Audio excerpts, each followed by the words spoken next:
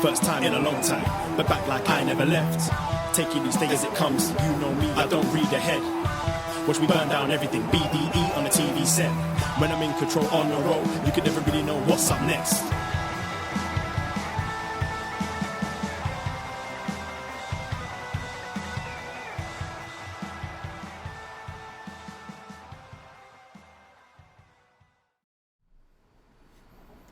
Hello. Hello, hello, hello. Braden Herrington here with Davie Portman for Up Next, postwrestling.com, Apple Podcasts, Spotify, whatever app you're using, and of course, twitch.tv/upnextpodcast. Hello, Twitch Room. Yes, hello, Twitch Room. We are your NXT friends. Friends. We are Up Next. We are the BDE, Braden and Davie, and we talk about NXT, and I don't know if you've heard, NXT's dead. NXT's dead, apparently. Guys, NXT's dead. NXT is not dead. NXT is life. It's very much alive and kicking after tonight's show. Come on. Wow. What a weekend it's been. Yes, we will definitely be jumping into TakeOver 36 that we just watched. We just did a post. Sorry, not a post show. Watch along. This is the post show. We did a watch along. We did a watch along for SummerSlam. Then we didn't do a post show for SummerSlam. And then we had a tailgate for all our patrons at patreon.com/upnext. Holy cow, was that fun. We got pretty heated and pretty lit for that. The tailgate? Yeah. Oh, it was a party. Shout out. Well, I think that's why the post show never happened. All those margaritas, mezcal margaritas. Oh, mezcal margaritas, our new thing. Yeah, biggest party of the summer was in our house over Zoom with our patrons. Then we did a little thing called Up Next Summer, which was our BDE games, these Twitch games that we've come up with, that you have created, that Dickie's jumped on board, and now it's turned into these crazy shows and must-watch events. And, well, I don't want to spoil anything here, but you gotta watch the YouTube videos, youtube.com/upnext, and on the Instagram, IGTV things or whatever there, at Upnext Podcast. You have to watch the video that Dickie put together for the match between myself and Fire Frank, world champ patron who won to challenge me. Holy shit. Yeah, I mean, if you don't have time, God. I strongly encourage you to just watch the whole thing. Yes. Watch the replay. I understand not everyone has 2.5 hours, but we have isolated certain clips, yes, and especially the main event video. This guy just keeps outdoing himself. Yeah. And at Dickie Bird Media, wow, he's become one of us in the fam here, and he's just incredible, talented guy. He should be working for the Fed or for AEW. We're trying to get him a job so that one day he can just give us free tickets to the shows. It's all a cycle, circle of life. It's all a plan. No, he's just a genius. So go check those out. But yeah, we had our own show here. We did a tag team match, Eric Marcotte and Nate Milton, TN8, and the tag team of Eric Marcotte. What do they call themselves? Labor Ready? Was that what they... Labor Ready? Right. I think... one sec. Oh, technical difficulties? Yeah, it's this thing again. Uh-oh.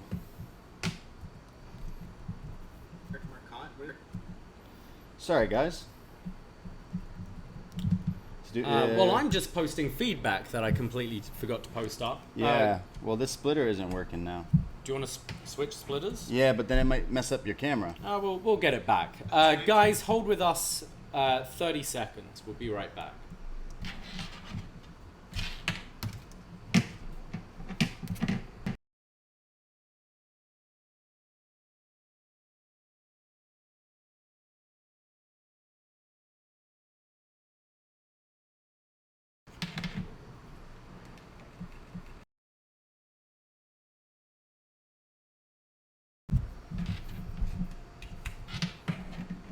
Not the feed.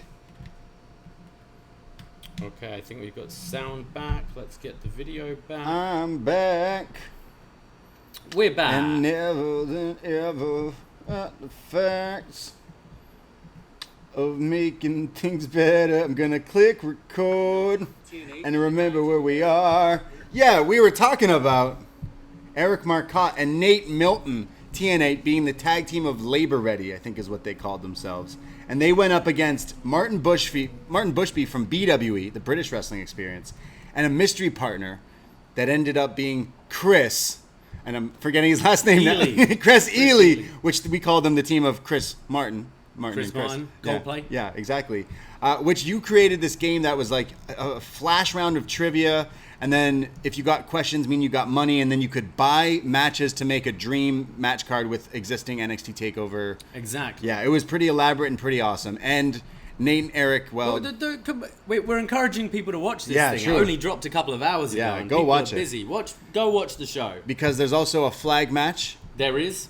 Eric McCart's on the other one. It was Chris Leone and Dickie Bird in a flag match, which was pretty insane. And then if you want to talk about insane, you want to talk about crazy, loco.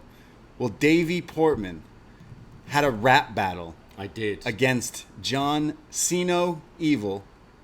And well, the video clip is isolated on YouTube. You'll never see it coming. You'll never see it coming. And then, of course, the main event, Fire Frank and the Brady. It all goes down.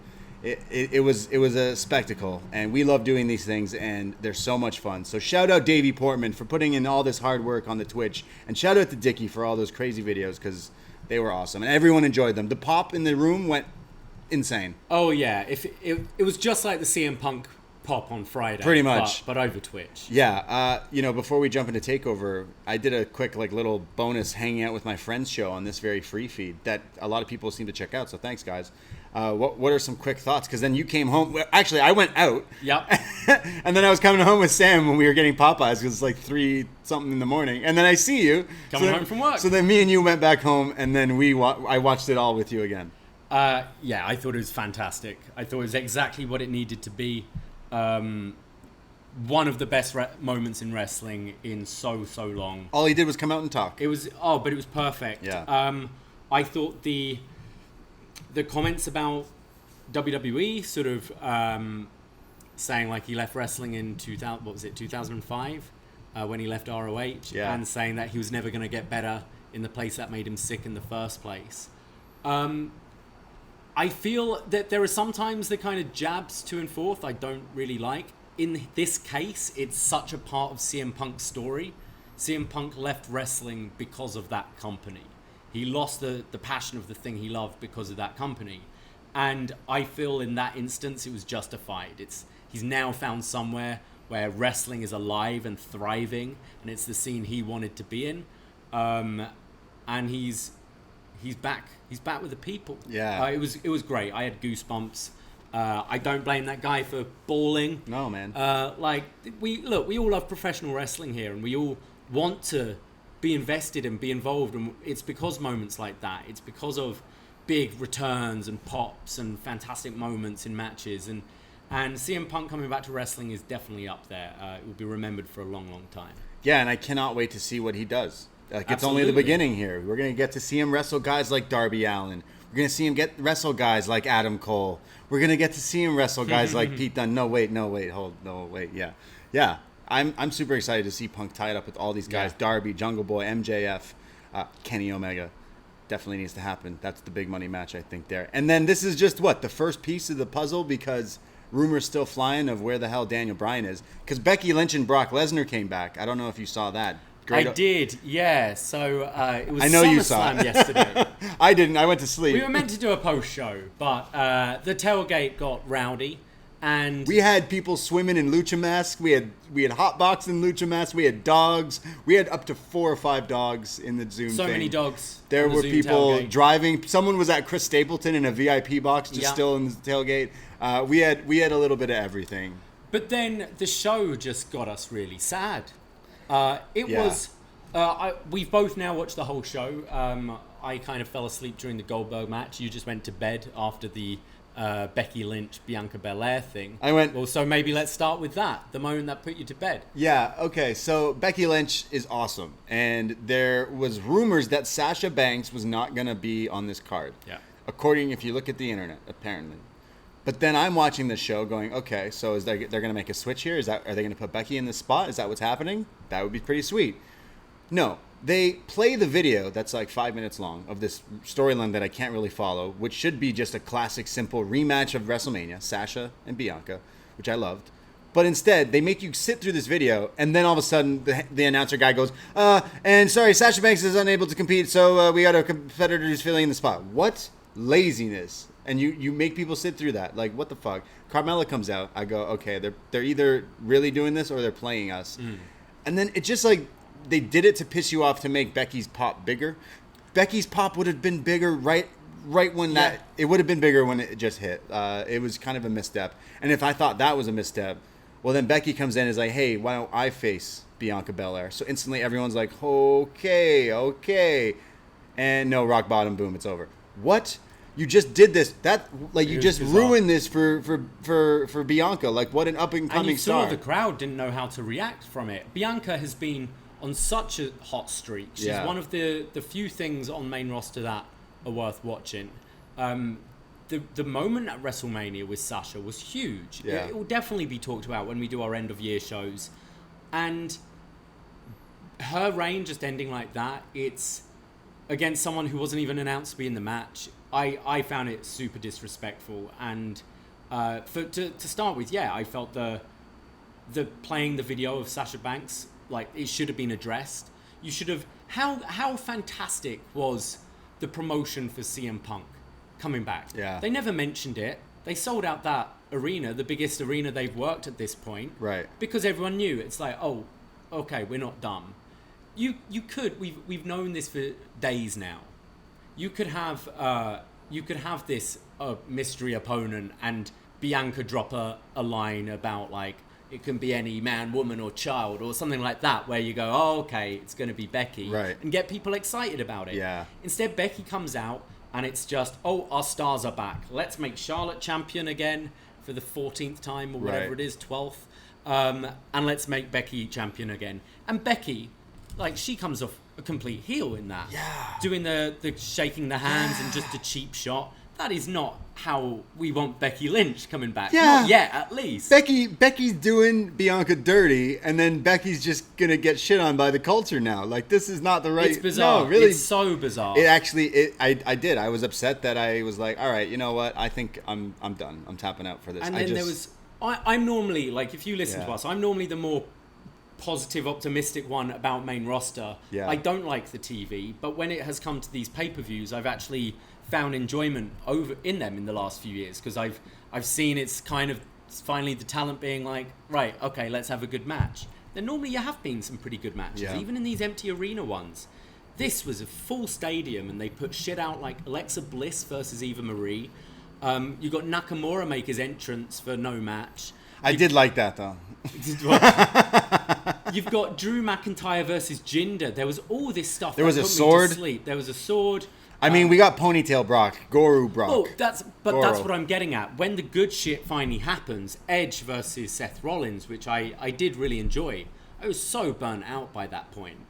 And then Ponytail Brock coming out at the end. Sure, I liked it. I liked the main event. I thought they did a lot more than I was actually expecting them to. And I thought Cena looked better than he did in the end of his last run when he had the Roman match. But I didn't care. I'd lost all faith at that point, and I don't know why I have faith in the first place. Yeah, that didn't move the needle there with the Cena Roman stuff. I think I'm not into it Roman as much as many people are, but I still think he's great. I think his promo work is just really improved. He just looks like a badass, so anything he says is good. Yeah. But he's still a guy who does a Superman punch as his like only move, really, and it's like Cena does the shoulder blocks and this guy does the Superman punch. I see through it. But I think he's all right. But Seth and Edge put on a really good match. I thought that was pretty they had good. The match of the night. That was definitely the match of the night. Not the match of the weekend. Absolutely not the match of the weekend. SummerSlam put us to bed, and that's the first time ever that we were just like, you know what? People won't be mad. Go listen to John Away. Shout out Post Wrestling. Yeah. Because we didn't want to do it. The Becky thing definitely soured me. Like, Bianca won in the main event of WrestleMania. Yeah. And you did her dirty. They just won the ESPY award they've been pushing for the historical moment. Salt in the wound. Wow. Becky's back. Yeah. Well, that was... It's a shame, because we like Becky and we want to get excited about that. But there's just the way they handle this shit. Yeah. But alas. Yeah. Well, we will. If NXT's dead, we'll still be talking about it on Tuesday nights and Up Next, and we'll also be your Dynamates on Wednesdays. And we record both these shows, Up Next and BD Elite, Tuesdays and Wednesday nights, and we record them live on Twitch, just like we are right now. So heads up, if you want to hang out after watching these shows, come hang out in the Twitch room, and they're usually a lot of fun. So shout out the Twitch room and stuff. But let's get into it. Let's talk about TakeOver 36. NXT is dead. Is what we're calling it. It's a joke of a joke now. It is. Yeah, it's kind of, we flipped it now. Well, Trey Baxter's dead from that pre-show match as well. Oh, yeah. Trey Baxter. Poor Trey Baxter. Poor Trey Baxter. Ridge Holland killed him with the snowplow? He does. It is like the snowplow, yeah. In just a couple of minutes, then calls out Thatcher ahead of their match this Tuesday. Pete Dunne was hanging around. Yeah. Not sure what's going to happen with him. There's rumors that he's not going to stay with NXT or WWE, which I think he should. I think he's a perfect fit that they just haven't utilized yet. But he should have his day soon. But I don't know. But he's there. He was chilling. But we do start off NXT TakeOver 36 live from the CWC with Cameron Grimes going up against LA Knight, and of course Ted DiBiase is in the corner of Cameron Grimes, because I'm going to talk to all you people who just don't watch the weekly stuff or listen to the weekly stuff. The story here is Ted DiBiase was trolling Cameron Grimes because Cameron Grimes was being just fragrant with his money, and DiBiase had to bring him down a level. Yeah. And then he brought in the $1 million title, and then there was a ladder match for that title with LA Knight and Grimes. LA Knight won. He became the champ. And then somehow, some way, Cameron Grimes lost another match where he became LA Knight's butler. And then fast forward now, Ted DiBiase is putting himself on the line to be LA Knight's butler and replace versus the title on the line in this match. So either way, Cameron Grimes isn't going to be a butler after tonight. Yeah, exactly. Yeah. Win-win for Cameron Grimes. Yeah, I think he won the long game anyway. Yeah. But they had kind of sleeper matches the last time these guys have tied up here. Two TNA Impact regulars, LA Knight and Cameron Grimes. Were there Eli Drake and Trevor Lee? Trevor Lee, yeah. Well, this comes out, and, Cameron Grimes still has the butler outfit, but the $1 Million Man comes out with him in a $1 million trash can, and they take the butler clothes off, revealing this sparkly new $1 million gear for Cameron Grimes, because he knows the championships. Yeah, it's like a black sequined waistcoat with the dollars on it, dollars on the side of the pants. Look very nice. So Cameron Grimes comes down to the ring. Then LA Knight, the champion, who's got... they give him a tail of the tape, and it says his strengths are cocky and strength. They say his cock strength. Cock strength, yeah. LA Knight coming down to the ring, and he's ready here. There's a $1 million dream attempt from Cameron Grimes early on that gets blocked. Ted helps him on the outside by throwing Cameron Grimes into LA Knight with this running drop kick, but it looks like Cameron Grimes takes a part of the bump because he drops back first onto the steps, which would actually cut him open. It like made a line, like a scratch, and then like some blood that would come out back, later. like shoulder, Yeah, really gross, really gnarly, really cool. So there's a guillotine in the ropes from LA Knight beating down on Grimes here. He smells blood. There's a Rana that's blocked into a pop-up powerbomb from LA Knight, which looked nice. There's then a tilt-a-whirl backbreaker, and then a moonsault attempt from Knight. Not usually his bag, but he misses that. This moonsault was crazy. This was like a springboard up to the top rope. Like, not the turnbuckle, just the rope. Yeah, just the middle of the ropes, like Kota Ibushi style. This looked awesome. But he missed it. It's interesting you say Kota Ibushi style, because he also hits this, like, bulldog off the top that's like an old school wrestler, kind of FTR vibes here, and then hits a burning hammer. Oh, yeah. LA Knight hitting a burning hammer, and then the golden moonsault, essentially. He's just all these crazy moves. Cameron does have this like fire up, almost Daniel Bryan like, the running drop kicks in the corner and everything. They're going back and forth. There's the collision course, which is the like jumping, catching, shooting star power slam thing. Yeah, like the Spanish Fly power slam sort of that's thing. the best way to describe it.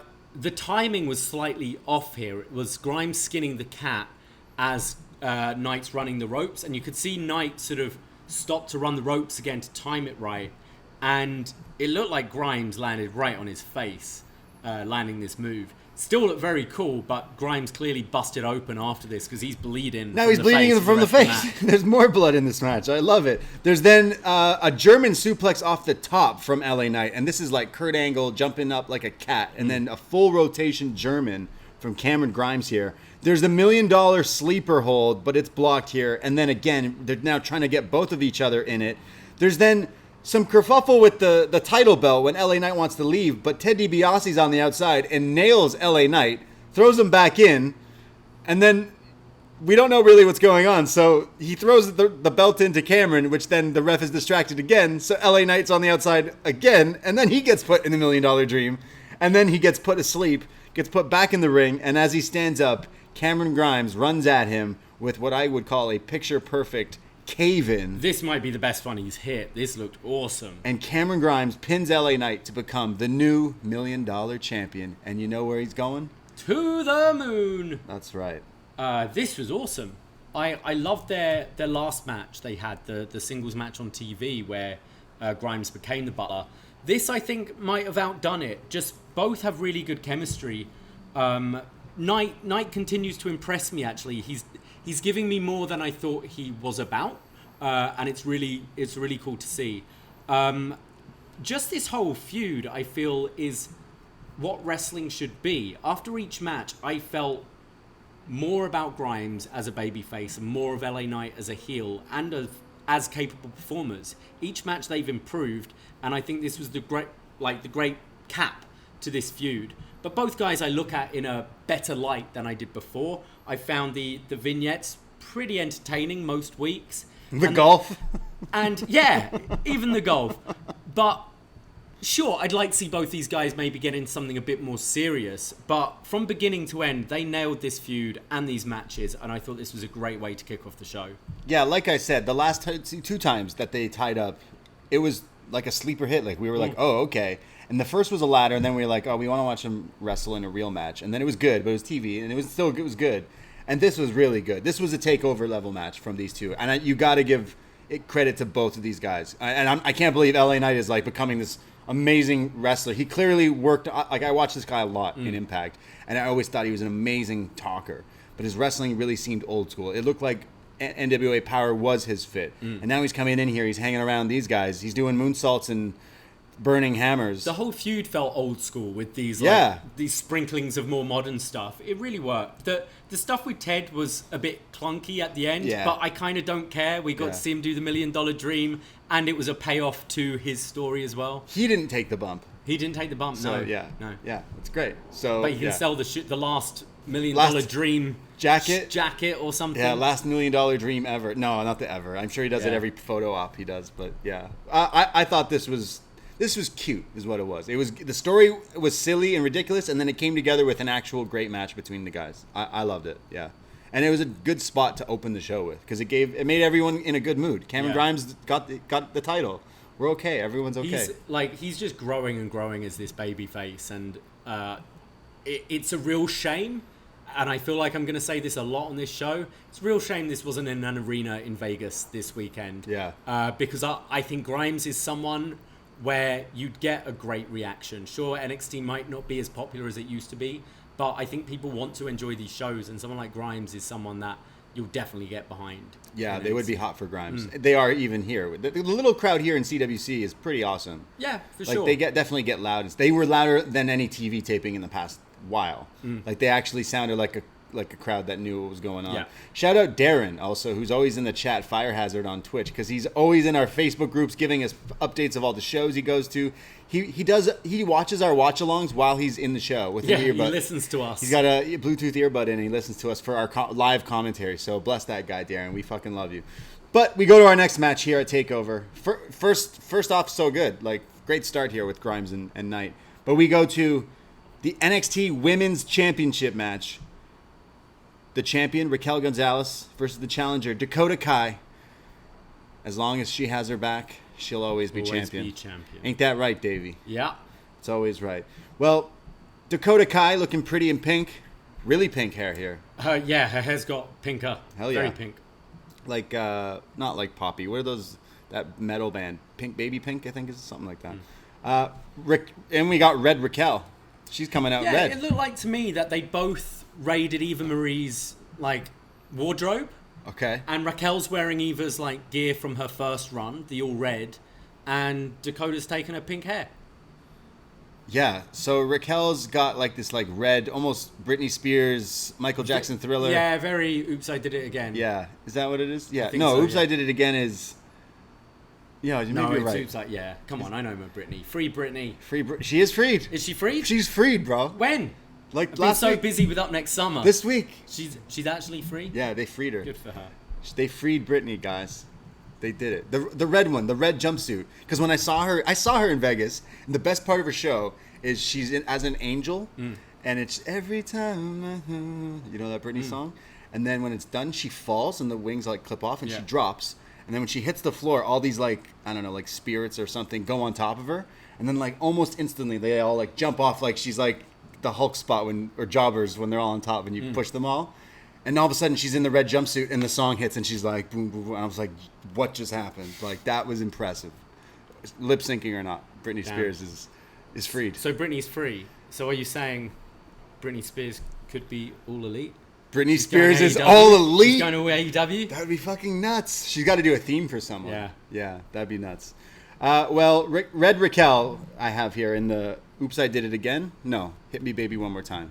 Oops, I Did It Again. Have we figured out which... Yeah, it's Oops, I Did It Again. Oops, I Did It Again? I was very confident when I first said it, and then I Googled it. I remember I like Toxic music video for Toxic. That's a good one. Yeah, that was a better one.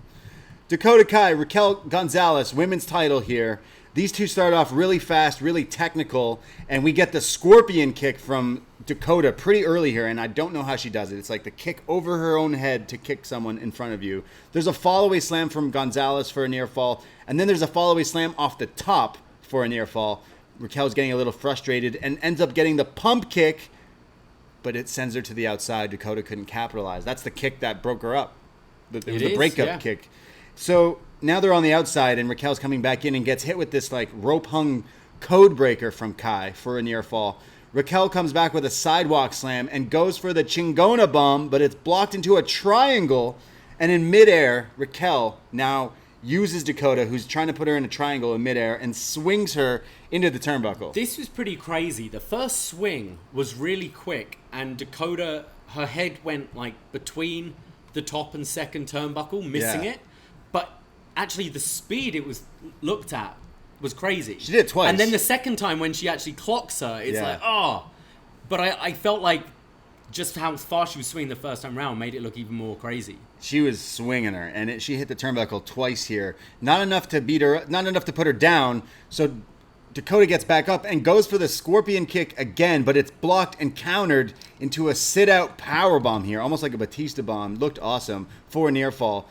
Dakota and Raquel both get to their feet, and they're exchanging strikes, and it's this super kick from hell from Dakota. You just hear the smack of it. I think she got her. She hit her right in the chin, and Raquel sells it like Tomohiro Ishii here. Gets up, fires up, and starts doing the chin wag like the, come on, fuck you. It was funny because if you watch the replay here, after the super kick, you see Dakota for a second be like, oh shit, are you okay? Are you like okay? Hands up. And I almost think Raquel here was like, yeah, you got me, but I'm good. I'm good. She got a chin.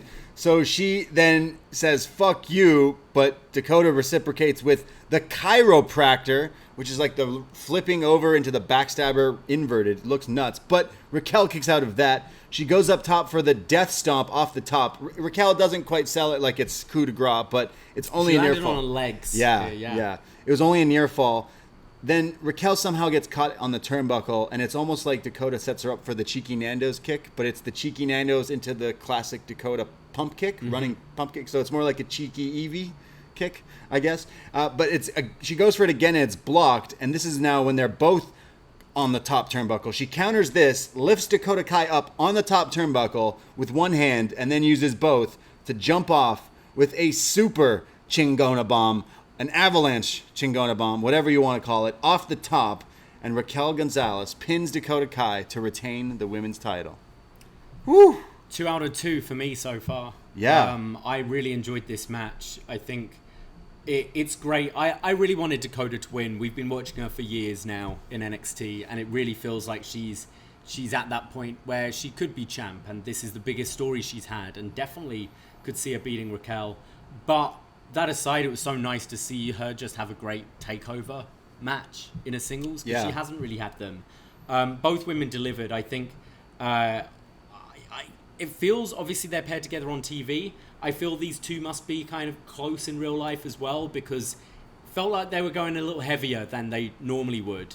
And that's definitely when you see kind of friends fight, I've noticed in wrestling.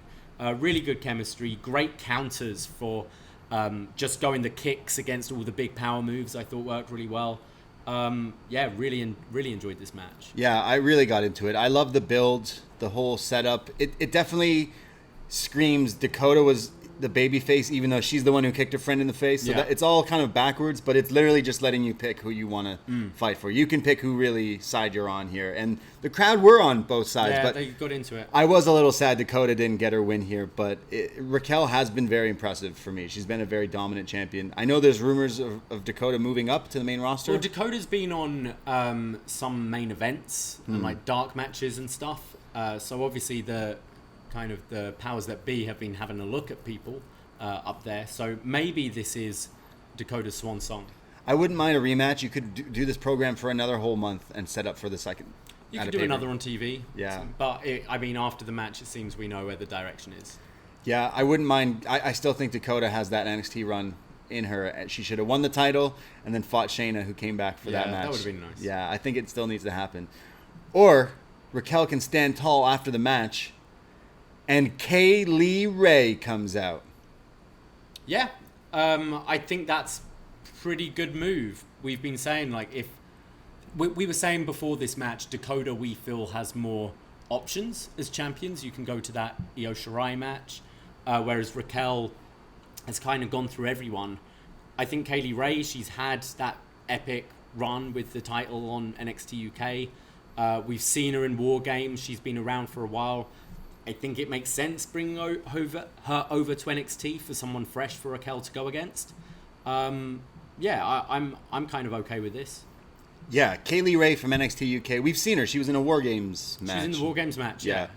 Obviously fought Meiko Satomura in those two matches as well recently. So she's the former champ. Yeah. She was the longest reigning champion, I think. Yeah, they've only had a few, I think, but still longest for quite a while there. But yeah, is this just a sign to be that they're taking some talent over here from NXT? Let's read between the lines. Yeah, I mean, we've been saying Ilya's over here, Walter's over here, Pete has obviously been over here. Yeah. Now Kay Lee Ray. What does it all mean, Basil? What could it be? Why are some of these UK did stars? Did Mustache Mountain win that tag match? Oh, I didn't watch it. We had a lot going on this week. Yeah. I guess not. We would see that they became champs. Would we? It's NXT UK. I don't know. Well, I think we're answering our own question here. That why are suspiciously all these NXT guys jumping over here and gals coming over here? Are they gonna be making some changes? I swear they just inked a new deal with that show, and I've no idea. Yeah. I don't know. We're just. It's interesting. They're tying it up. Maybe there'll be a merger, or build to something like an event, a Worlds Collide or something. Maybe not at the moment, but no, I think this is a good move. I think the women's division kind of needs a challenger for Raquel right now, and there was no one really screaming out to go next. Yeah, that could be a good little program. Kay Lee Ray is pretty good. So yeah. We go to our next match, the match we've all been looking forward to, the rematch of the year, the UK title. On the line, the champion Walter versus Ilya Dragunov. This is a rematch from last year on NXT UK, where Dragunov challenged Walter, and it was just taped in an empty arena over there across the pond, and these two beat the shit out of each other for like 30 minutes. Oh, yeah. And a lot of people said it was their match of the year, full stop, any company, anything in pro wrestling last year. In fact, we do a show called Best Match Ever on our Patreon, and every year we compile votes from our listeners to help make the list of the top 10, and it was voted from all our listeners that this was, in fact, match of the year. It was an awesome match. Yeah. I've watched it quite a few times, and we are all interested in seeing this one, and now it's happening over here, and I definitely would have thought this would be cool in an arena, because even if you don't know who these people were, you get 2 minutes into this and you are strapped in. Yeah, you're strapped 100%. In. So strap in, or you're terrified. I don't know which. And honestly, I'm sure listening to this, it's a takeover show. You've probably already watched this, but listening, I already have to tell you to stop and go watch this match. Yeah, please pause the show, watch the match. It's one of the best matches of the year. I've been watching NXT for a long time. I have a lot of podcasts about NXT and takeovers, and I have to say it's probably one of the best takeover matches, full stop, that I have witnessed. And here it is, Walter Dragunov 2. And Walter looking a little jacked here, looking a little lean, looking some clean. Yeah, he did look a little trimmer than usual. And as we expected, it is chaos. They are flying at each other. Dragunov, obviously a little bit tinier than Walter, and he's got that bandage on his forehead from a few weeks ago on NXT. This week, wasn't it? Yeah. He busted open. And it doesn't last long on his face. Oh, no. It definitely falls off really quickly. And everyone watching is like, when is it going to get cracked open? And when will there be blood? Well, there will be blood. There's a bunch of chops. There's flying headbutts. Walter comes at him for a running cross body and gets caught by Dragunov, who lifts him in the air with this power slam. Just insane. There's mat wrestling. There's arm bars. There's this setup. Yeah, just them transitioning from each other, going for these like heel hooks and arm bars. Just the way they were working, and everything looked. You'd see the same moves on a Monday night, and it would be, we're going to commercial break. But everything was so like hooked in tight. Everything looked painful. The two guys are just selling it like death the whole time. The spot here is Walter keeps trying to go for chops, but Dragunov is literally catching him before he can chop him. But finally Walter gets him on the top rope and chops him, and he goes flying. It sounds like a gunshot. There's then a powerbomb on the apron. There's then a German back in the ring into a Boston Crab, and it looks like Walter's going for a pile driver, but that gets turned into a back slam from Dragunov. There's then the Constantine special, which is like the spin around in the ropes, turned into a Uranagi, which was a 2 count, which this looked nasty. Huge swinging Uranagi here. Not quite as good as Becky Lynch's manhandle slam. Well, didn't put him away, did No, it? Didn't true. get the job done. Yeah. Walter then hits him with a series of chops and boots to the face. It's basically a mugging. It is a murder. It's just chaos. And this is where Ilya fires up. He's hitting elbow strikes and clotheslines and everything. Dragunov's hitting Walter with these chops to the back of the neck. And both of these guys, like I mentioned there was blood. It's their chests that just look like dog food. Oh, it's like black and blue. Oh my God. So they're beating the hell out of each other. This is awesome, champs. There's the flying drop kick and senton off the top from Ilya. Then the torpedo, which is caught in midair into the sleeper, but he gets out. A torpedo, and then another one, but it's a 2 count. There's then chops. There's a superplex off the top, which looked like both guys just From died. Ilya, yeah. Holy. There's then power bombs from Walter. There's then a power bomb laying him out. And he looks at the turnbuckle. He goes up top. This is how Walter won the UK title. The power bomb and the splash off the top. But Ilya kicks out and locks in a sleeper of his own onto Walter here. There's then more strikes, killing each other. Strikes, elbows, boots, more chops, the sleeper. And Ilya somehow gets out of it, and Ilya's dead. But he starts hitting these elbows to the back. And Ilya Dragunov puts Walter in his own finishing move, the sleeper hold. After taking those blows and strikes, Walter in the sleeper instantly taps out and new Ilya Dragunov, the UK NXT champion. Holy shit. What a war. Yeah, this was incredible. Match of the night, match of the weekend, possibly match of the year so far. Definitely. This was nuts. They totally delivered in the first match. Having the crowd here was great to like see it with actual people here. The story, just Ilya not giving up and just getting murdered and kicking out of all Screaming. these callbacks to the other like epic matches Walter's had in this reign, with the different finishes. The like counters of the submissions were fantastic, and then even I love Walter just tapping immediately. Like realistically, that's when you're watching a proper fight. A submission isn't held in for very long. Right. Like you know right away, this is gonna break my arm. This is gonna break my neck. Whatever. You tap. You don't wait and try and fight and wait. Yeah. Tap, tap, tap.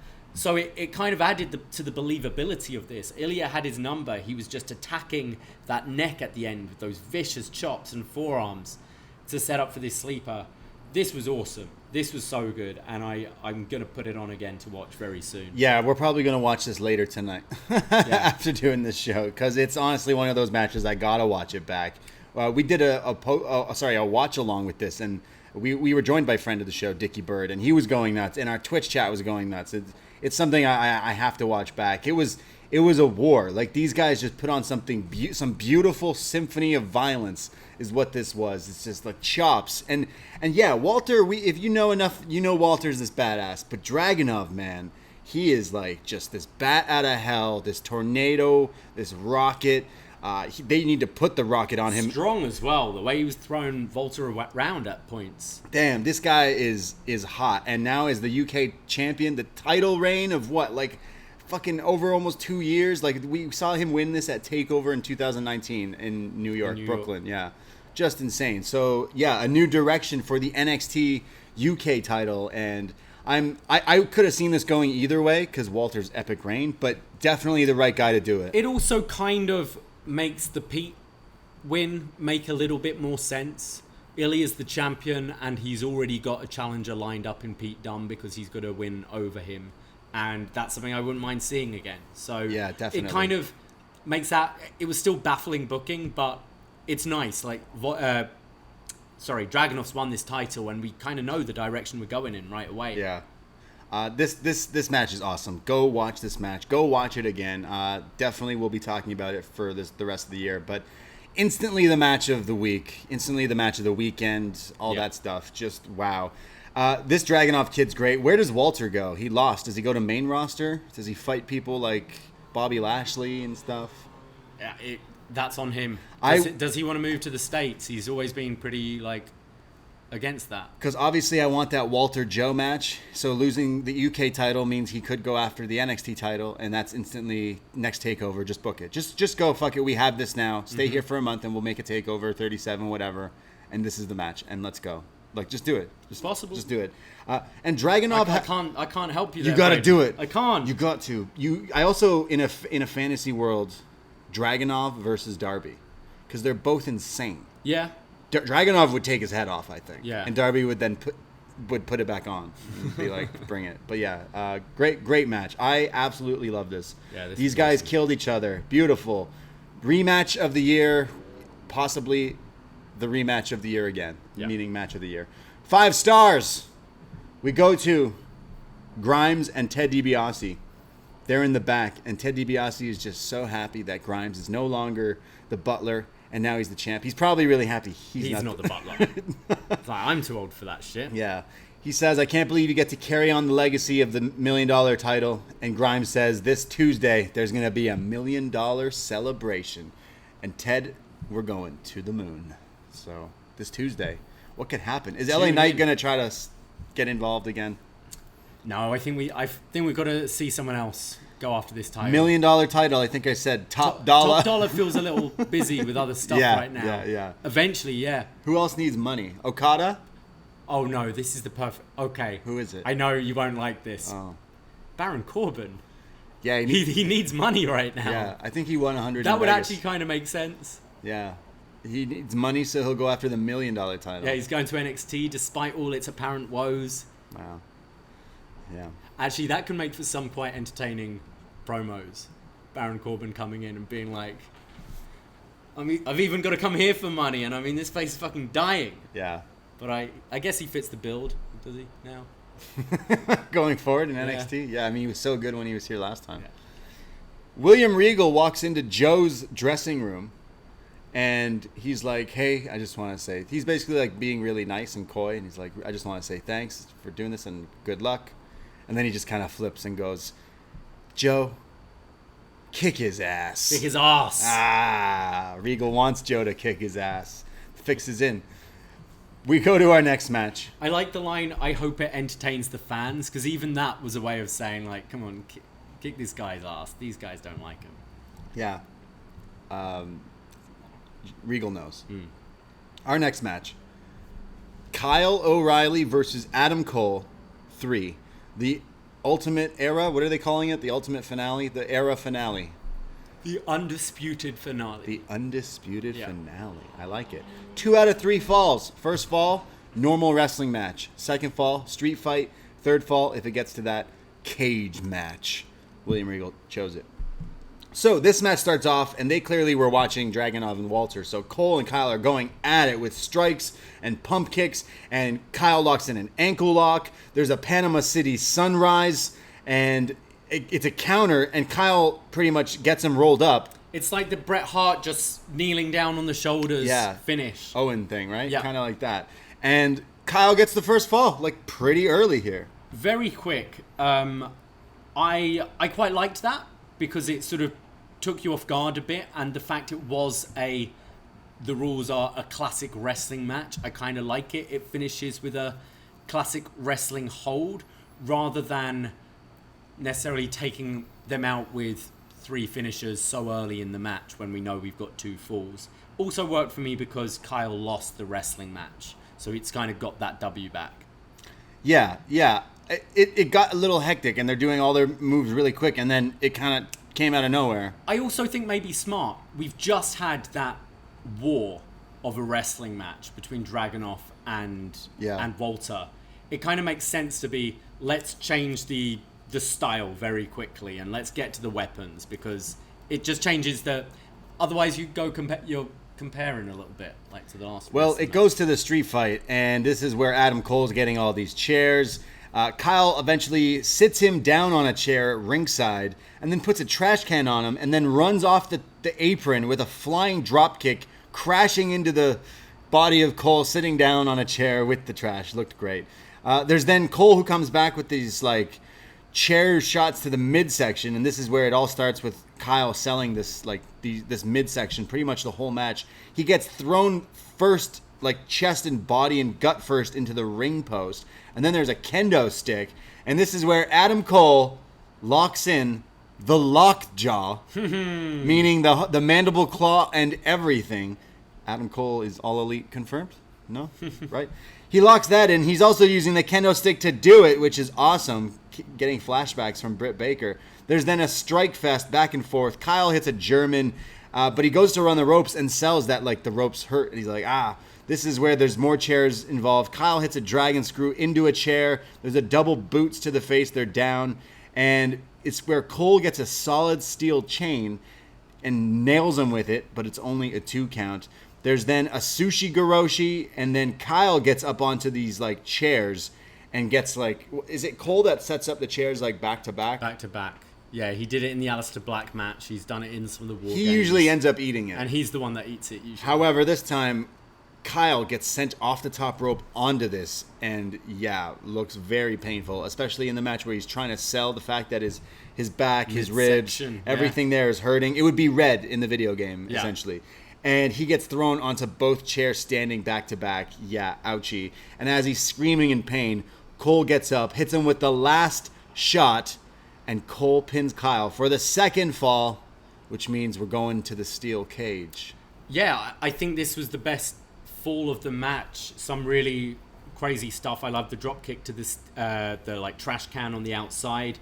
I loved Adam Cole's tease of the last shot where he's setting up his pose. So you see Kyle cover his head and then gets hit in the ribs with the kendo stick. I thought that was pretty fun. And the spot to close it off with that backdrop on the steel chairs was pretty nuts. So yeah, this was the most exciting fall for me. I think so. It had them using moves with weapons properly. Like, they're pretty good at that stuff. There's a steel cage being lowered, but there's a trash can that kind of gets caught in between it. So I don't know if this was planned or not, but they instantly throw to like a recap of the first 2 falls. But they're showing quite a lot of it recapping. So it's like they definitely were stalling. But then once they get it, they cut right back to the ring and the third fall starts. So they stopped the cage from coming fully down. So, and Cole and Kyle start fighting on the outside, and Cole powerbombs him on the table. Yeah, ouch. And then go back in the ring, and they just can't seem to get this cage down. But they do quite a good job with the... I was actually concerned for a second after that big backdrop to Kyle on those chairs, because you've got the doctors in there, the medics all checking on him. And I think they did a good job of going, oh shit, is Kyle hurt here? Yeah. And especially with the cage hovering. But yeah, then they clearly had a few issues because these replays went on a while. But then the match starts. There's a flying knee from Adam Cole here. He goes up top and he hits one of those. There's a last shot that's blocked, and then Kyle hits a last shot for a near fall. There's a low blow from Adam Cole, but it's only a near fall. Then it looks like both guys are trying to escape the cage. I got a little confused there. William Regal knows these guys want to kill each other. They've been attacking each other in gyms, making fun of each other's wives. They've been saying terrible things to each other. They hate each other. Why would the third fall of this war be escape? I somewhat agree. This here was Cole trying to escape and Kyle after him, and Cole throughout this whole feud has been kind of, I don't care how I win, I'm just better than you. Right. Whereas Kyle's been the one who has to prove it, had to get that killer instinct. So this was more Cole just being like, fuck it, I'm escaping. Like, Kyle's fucked. Well, then Cole, they both did try to escape, but then they don't go back to it. And then it's Cole who does a Panama City Sunrise off the ropes, like using the cage to stand up on the ropes, and jumps off, nailing Kyle with this. Just looks awesome. But he kicks out 2.9. Adam Cole gets a little kinky by bringing out the handcuffs, and he handcuffs Kyle to the cage and delivers a nasty super kick right to the mush. And then another one as he's screaming at him. He goes for a third, but somehow, with one hand free, Kyle catches Adam Cole's super kick and locks in a heel hook while he's handcuffed to the cage. Adam Cole is screaming and taps out. Kyle O'Reilly wins the 2 out of 3 falls, and Kyle O'Reilly wins the final era. The undisputed finale. That's right. He Wow. is Mr. Undisputed Era. Yes. Wow. Adam Cole is dead. Yeah, I'm not massively into steel cage matches, and felt this kind of... I didn't feel it was a great climax to this match particularly. The whole match to me felt condensed. It sort of felt like it was going to be this big main event between these two, but then just felt a little... we kind of got the abridged version, you know? And I think there's... Going into a match like this, and I'm watching going, well, Cole is losing, because he's either moving up to the main roster, and you'll give the win to Kyle, or he's just leaving and going elsewhere, and therefore they'll give the win to Kyle. So therefore there wasn't really much doubt in my mind Kyle would win, which kind of took away from some of those near falls towards the end. This wasn't bad at all, but I think coming off that last match, and then maybe this not, for me, quite reaching the level of maybe their previous match, or some of these epic long feuds we've had in NXT, like the Cole Gargano, the Gargano Ciampa. It was okay. Remember when Gargano and Ciampa had that crazy feud, and then it was supposed to be the blow off? So then Ciampa got hurt though, so they went to the crazy 2 out of 3 falls from Adam Cole and Gargano, which I think is probably one of my favorite matches like ever. And then they went back to it again, and I kept saying, oh, it should be Hell in the Cell. It should be Gargano, Ciampa, Hell in the Cell, WrestleMania weekend. But we didn't get it, and then we didn't get it again because of the pandemic. Yeah. This could have been one of those times where if you went to a crowd, you could have done this as a Hell in the Cell. Maybe it would have been a bit more epic. The 3 stages of... Sorry, it's not even that. It's the 2 out of 3 falls. Even the Adam Cole, Gargano 2 out of 3 falls was kind of weak. I feel all the third parts have been a little weak. Yeah. In these epic NXT feuds we've had. I wasn't big on the Toronto Gargano Cole one. It was fun, but we've seen better quality, and I do feel that like the third fall was just a little underwhelming. I thought this match was a little underwhelming. Maybe I wished maybe they had more time. Maybe something felt a little off. And now, of course, with everyone saying what we've been thinking the past few weeks on Up Next is Adam Cole all elite? Is this his goodbye? Is this him going out? Maybe, because maybe that's why it's a little off. Maybe that's I do think there is that air, and the fact look, so the crowd here afterwards were chanting bullshit. They were chanting bullshit. And stuff like that. And I wouldn't go that far at all. Like, this isn't a bad match. I enjoyed the match. Yeah. But it does kind of give you that sense of that something in the air where this guy might be going, and people aren't, maybe the crowd here aren't happy about it, or just didn't feel the match really hit that peak. All I know is I don't watch it every week, but I might be watching Being the Elite tomorrow. Might be. I mean, I'll watch. So the Bucks changed their bio, right? They changed the bio to the Seance of Adam Cole, which was one of their old videos. Yes. Very interesting. And Adam Cole's merch is looking a little cheaper right now. Yeah, it's interesting. Shop. WWE Shop, all the Adam Cole merch just dropped in price. Or is that because he's going to be getting main roster merch rather than the NXT stuff? Who knows? I really don't want to see him in WWE more. I've said on this show, Adam Cole in All Elite Wrestling is more perfect than a lot of the other people who are already in All Elite Wrestling, because he's got the history with these guys. They were making towns on these indies. Those Ring of Honor stuff, they were killing it, in my opinion. And now, if he is going to All Elite, you already got... CM Punk just showed up. Everyone, we're going to be watching anyways. He could even chill for a few months and make people wonder where he is, and then show up, because I think that would be better. Like, that's my worry with... Not worry, but I just think there's a lot going on. Yeah. And I think if he is maybe going to AEW, don't get lost in this whole Daniel Bryan, CM Punk, Malachi Black thing. Like, give it a few months and then have him come at the right time. There's so much story you could do with him and the Elite, him and the Bucks, Kenny involved, like any of those.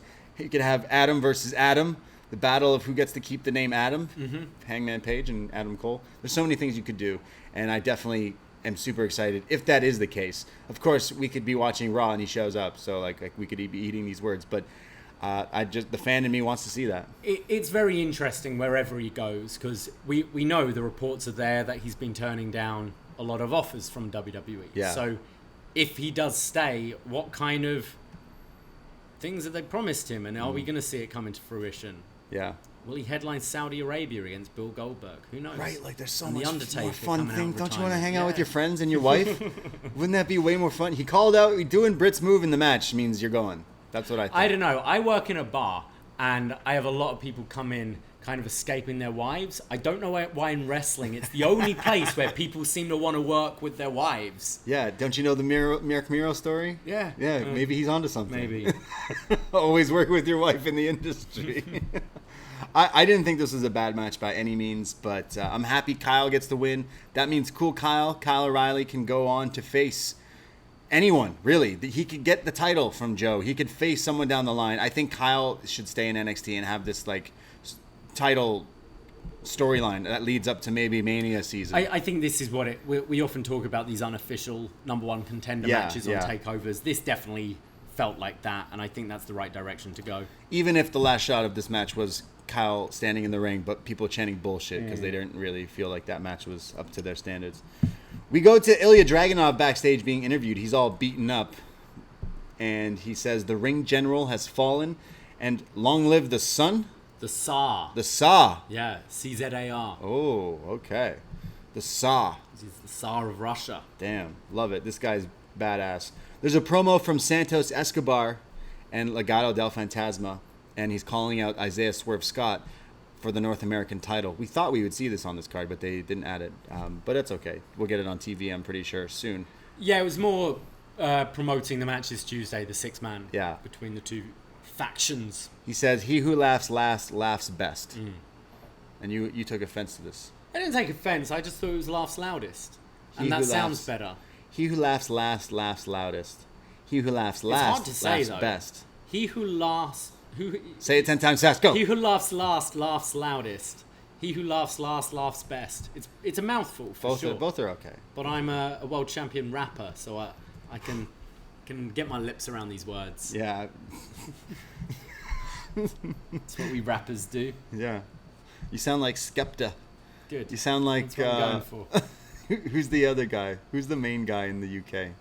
Dizzy Rascal. Oh, Dizzy Rascal. Nice. Stormzy. Stormzy's the GOAT over there. Stormzy's your Drake. Like, he's the GOAT.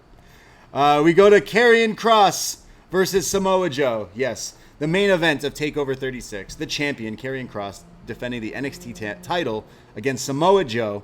And this is the first match Joe's had in quite a long time. Yeah, February last year, I believe. Wow, that's nuts. And... well, we all know Karrion Kross has been wrestling lately because he has lost to Jeff Hardy, but he's gotten that win back. He got that win back. So he is the linear NXT champion, so it's okay. You know, Joe's had his fair share of trouble with Jeff Hardy in the past, too. So they could bond over that. TNA days, bro. True. Yeah. Who's the linear father of Dominic these days? I don't know. Yeah, I lost track. I was on top of this. I'm going to assume Rey Mysterio because I watched them in a tag team match and they said father-son. But no, they lie. That means nothing. Yeah, they lie to me. It's always Eddie because I still have my original I'm Your Poppy shirt, and that's what that means. Karrion Kross, Samoa Joe. This starts off with Joe beating down on him. There's kicks in the corner, like the almost like the Pele back kick there. There's lots of brawling. And this is where Kross comes back with the Doomsday Saito suplex. And then the forearm to the back of the head that sends Joe to the outside. So it's kind of similar to the Dakota thing where he hits his move early, but it sends him to the outside. He can't get the pin. They come back in the ring, and there's a big boot exchange and forearms, and there's a pump handle exploder suplex from Kross for a 2 count.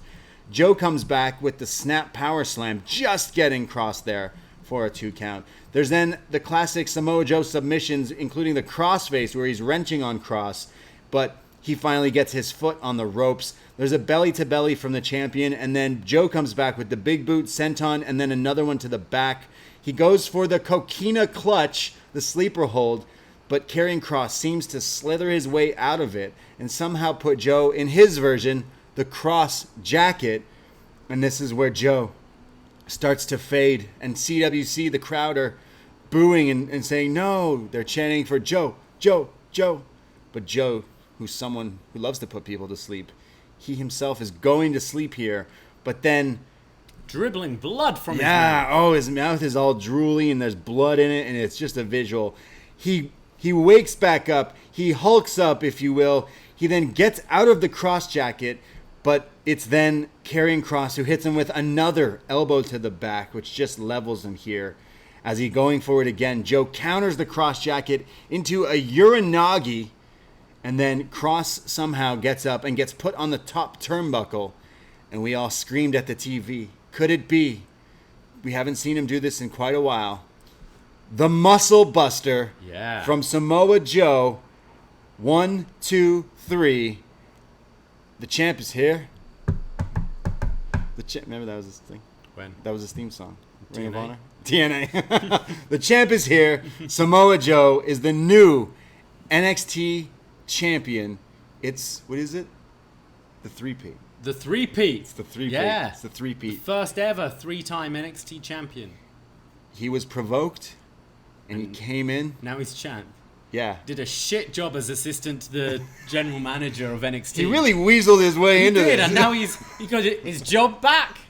Threw away the poncho, and now he's a champion. Yeah. Samoa Joe wins the title, and Karrion Kross problem, we wash our hands with it. Go to Raw. Yeah, this Dickie had the word business on our watch along, and I kind of agree. This was just kind of doing the business and getting this title on Joe off of Kross. The match was all right. It was a little weird. Scarlett wasn't there again. The crowd didn't seem to like that. We want Scarlett chance. We want Scarlett chance. Joe looked great, I thought. Still looked pretty quick and still looked pretty snug with a lot of those strikes. And I kind of like that Kross losing to the Muscle Buster. It in a way weirdly protects him on the way out, because we all know this move's been banned for a while, or maybe it's just banned in main roster because it was when he made his move up to the main roster that he stopped using it. So maybe NXT the Muscle Buster's fine, but it was cool seeing that again, and kind of it's like a super finisher now that put away this dominant champion. I'm curious. I just want to move on now. Like, we've got the title on Joe. Let's get the actual cool matches we want to see with Samoa Joe. Yeah, no disrespect to Karrion Kross. I think actually he could be a big name in WWE. He has a big look. He'd be throwing people around up there. Honestly, it would be more interesting for me to see him go do that. Go beat the shit out of Jeff Hardy, get that over with, and then move on to something. Because, but Joe winning opens more doors. I already talked about how I want to see Joe versus Walter, but then you could do Joe versus Pete Dunne if he's around. You could do Joe versus Kyle O'Reilly. Johnny Joe. There's so many different things. Thatcher. Yeah. There's so many different avenues you can go. It makes it a lot more fresher. I think Karrion Kross, unfortunately, I keep bringing up that Jeff Hardy thing, but for a lot of people, once that happened, it was like, all right, can we move on? It became like not really important. I'm happy I'm glad they gave this the main event. I actually would have, if knowing Dragunov and Walter were going to kill each other out there, they probably should have just put that last, because everyone would be like, all right, well, that was amazing. But it makes sense here. If Joe didn't win, I feel like the crowd would have been upset. Yeah, I think the placing of this, you had to have Joe win. Yeah. I think ending with Kross as the champion here just wouldn't have worked. I do think you could have put Walter Ilja at the end. And I think it would have made a bit of a statement. You've already been putting over how this was the match of the year last year. Why would you not put the match of the year in the main event? You know these guys are going to deliver. And I think it would have had maybe a nicer build to something like really special at the end. The show peaked at the middle, and we kind of had this analogy on our watch long earlier. This show was like a mountain, but like the view was always great. You always had these fantastic views from the mountain, but you just reached the peak in the middle, which was Walter Ilja. And then you're kind of coming down, and you've seen these views before, and they're still nice, but we're maybe getting towards the bottom now. Well, I don't know if Carrion Cross watched Dragunov and Walter of how to do those forearms to the back of the head just right. But I still think Karrion Kross isn't as bad as he's all made out to be. I just think it would make sense to go, and I'm super happy in this direction. Of course, we hear all this news about NXT is going to be changing. It's going to change. It's going to the way it looks, the way it's shot. It's going to be big lads wrestling. No more indie shit. No more indie rific. If this is the way, then this is the way. I guess Samoa Joe is a pretty big lad, so he's our champ. Yeah, like, big lads doesn't automatically mean shit. That's right. That's right. It could be Shanky and Veer, whatever, from Raw. But, like, we've had some good big lads in the past, and we'll just see. Watch this space. At the moment, since all this talk, I think NXT's been very good. And I really enjoyed this takeover. I think this is possibly the strongest takeover we've had for a while. Oh, yeah. Takeover delivers. It still delivers. And I'm sure it's still going to deliver moving forward.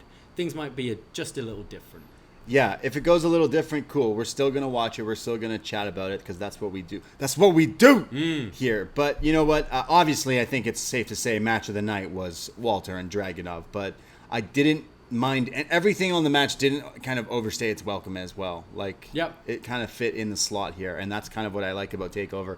It wasn't like 6 hours of SummerSlam or like 8 supposed hours of SmackDown. That could happen.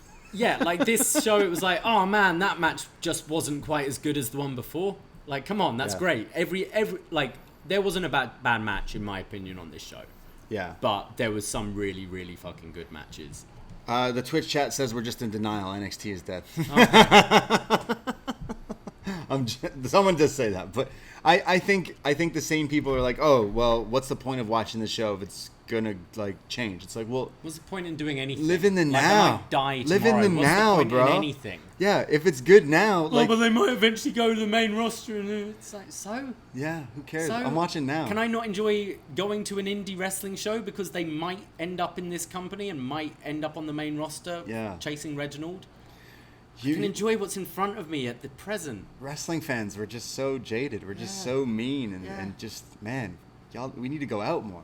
Yeah. The world's opening up. We do. I need to go out. It's been a long weekend. I've been on Twitch all weekend. I've been asleep on Twitch. Yeah. Been alive on Twitch. No, you know what? On Twitch. Another takeover in the books, TakeOver 36, and it did deliver, honestly. It had some good stuff. It had some really good stuff. And it had some great stuff. Honestly, one of the best TakeOver matches, full stop. NXT matches. One of the best matches. Walter Dragunov 2 definitely delivered.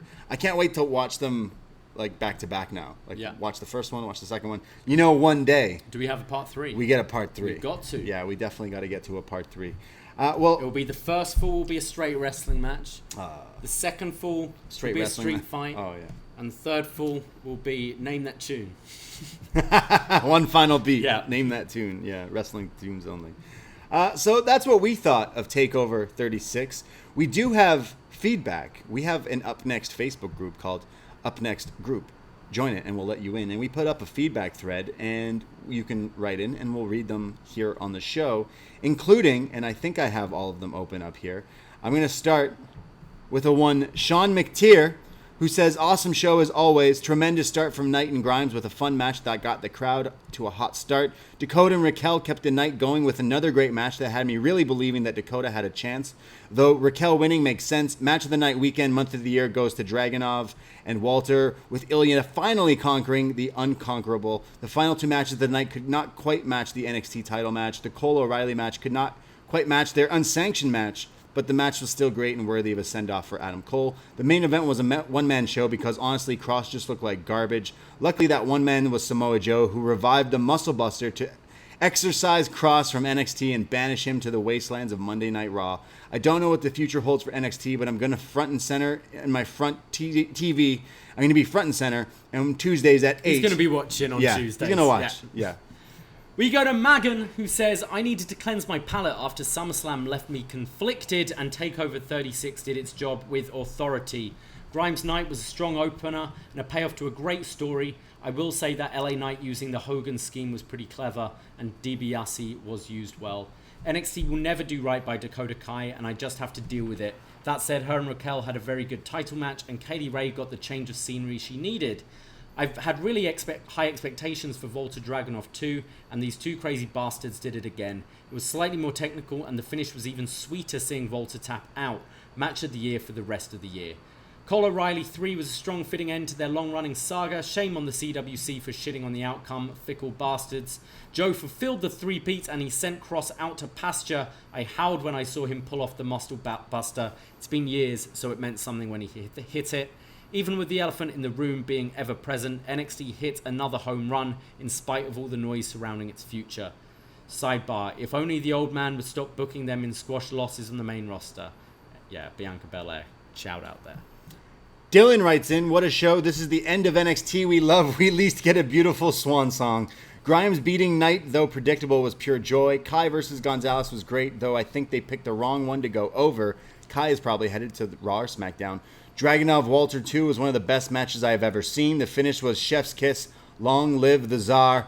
Speaking of swan songs, Cole went out on his back. A fun match with innovative spots to get over idea that Cole was a great wrestler, but you can never count Kyle O'Reilly out. Oh, and finally, the Cross Reign of Terror is over. I hope Joe gets to face every big star while they're still in NXT. Me too. We go to Jordan, who says, was not excited for this show at all after last night's marathon, but NXT really came through to save the weekend. Ilya versus Volta was my match of the night. It's time for Cole to move up or on. If NXT is dying, what a glorious death it shall be. NXT is dead.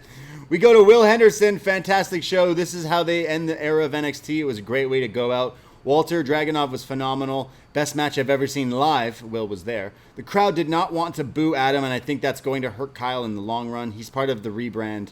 If he's part of the rebrand. The finish came out of nowhere and took the air out of the building. The crowd was hyped all night and into everything after the show. Cross got up and he was met with boos and na na na na hey hey goodbye as he jaw-jacked the crowd. But then the crowd started a Bobby chant before he left the stage.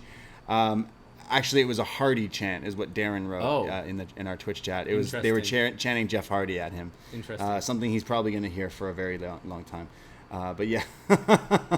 And then on the forum.postwrestling.com, we proudly do this show for postwrestling.com. Yeah. So you can leave your feedback there if you are a patron of Post Wrestling. We go to Jesse from the 6, who says, Dragunov versus Volta was 7 stars. The rest mostly just made me sad. Take care. P.S. Porter versus Cena was lit and Fire Frank is scary good. Nice choice of words there, Jesse.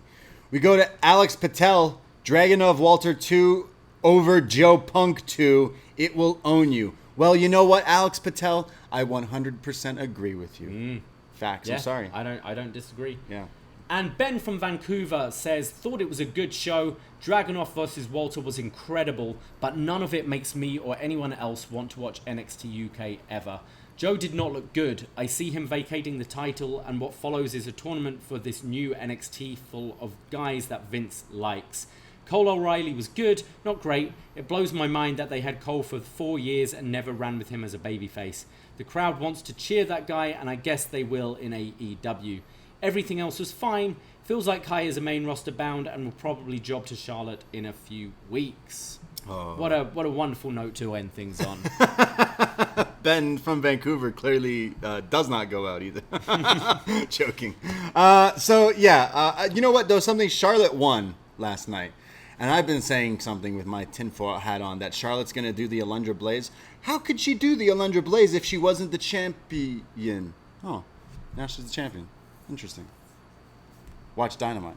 No, imagine she could be the new Radicals. She has to.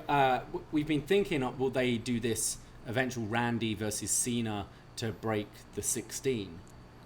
I reckon we'll get Cena Charlotte. down the line. Cena versus Charlotte? Yeah. Take my money. For the 17th championship. That's better than Cena Randy. Yeah, For the I think so. 17th title. Well, they can't do it with Rick anymore. Nope. Because he left. Yeah. He'll be too bad. back. He'll be He's back. always back. Then before the Hamilton song? No. So that was TakeOver 36. Thank you, everyone, for your feedback. Even Ben. Bless you, Ben. Yeah. Thank you guys for listening in here and listening to us talk about TakeOver. We talk about NXT every week, no matter if it's big guys, little guys, bad guys, good guys. Doesn't matter. Yeah. We'll still be We've watching. had everything in NXT, haven't we? Throw it at us. We'll Yeah. still watch it and We'll always review it. watch it. Yeah, that's right. You can hang out with us every Tuesday, Wednesday night on Twitch as we record Up Next and Be the Elite. But if you like us a lot, you can check out patreon.com/upnext. For only $5 a month, North American tier, you get access to all the retro NXT reviews. We call it Was Next. We're currently in 2013. Big E is our champion right now. We got a lot of things going on in there, including Neville Pac, Cesaro recently happened. Jericho, Bray Wyatt recently happened. Yeah. Some crazy stuff. We also do movie reviews from the 6. We did Freddy vs. Jason for Friday the 13th. We've done Wrath of Khan, since all the Khan talk is everywhere. We're going to be talking about Juice next week. Juice with Tupac, Yeah. with world champ patron B Detroit. On the free feed, you can listen to him and Cino do Turning Heels, where they're going to be bringing out their second episode this week, where they chat all about the Stars show Heels, which is super awesome if you can do that. But back on the Patreon, yeah, we got so many other things there. It's only $5 for North American tier. We got Best Match Ever. We did a Best Match Ever Daniel Bryan. We did a Best Match Ever Triple Mania this past month. We're also, I think it's safe to say for September, I think we got to do a Summer of Punk. Summer of Punk. We got to do a Summer of Punk. So that'll be coming out in September. But give us a shot, because $5 gets you access to all these things. And if you're a psycho for the BDE, World Champ patrons, $25 a month, you get everything, but you also get to pick stuff for us to review and come on the show. And you get access to Behind the BDE, where we really get too personal. Oh, all the time. Yeah, all the time. Definitely. But $5 a month for North American tier, get access to all these shows, including all the stuff in the catalog. 350 plus Over 300, podcasts. yeah, a lot of podcasts to listen to. Crazy like that. Well, we talked to someone in our tailgate yesterday who's just catching up on like everything. So, yeah. It's never too late to go back and listen and see what was going on. But I want to say one last time, it's been a hell of a weekend. Go check out Up Next Summer. The isolated clips are there. If you have time to throw it on in the background and put the whole thing on, a lot of work went into it from Braden, myself, and Dickie Bird, and all our guests who came to compete in Up Next Summer. Frank, Fire Frank, John Cino, all the whole crew, and all Nate you guys. Milton, Eric Marcotte. But for all you guys listening and checking the videos out, go watch them, go like them, go share the you'll know what video I'm talking about, Fire Frank. I think your wrestling friends would appreciate. Go check it out. You may even see an appearance from John Pollock. Maybe. Yeah, interesting. Go check it out, because these videos are so sweet. Go watch the whole show, like you said. It's on YouTube, youtube.com/upnextpodcast.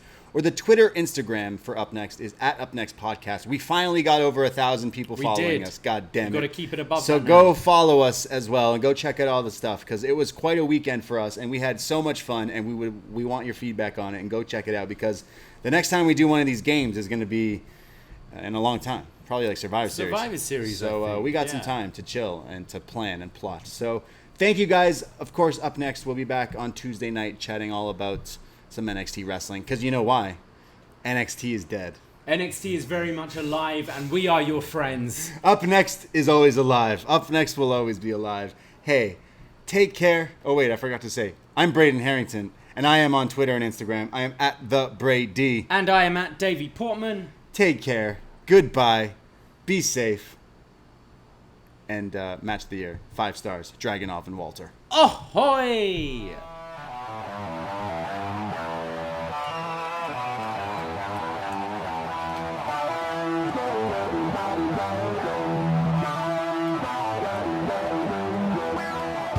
First time in a long time, but back like I never left.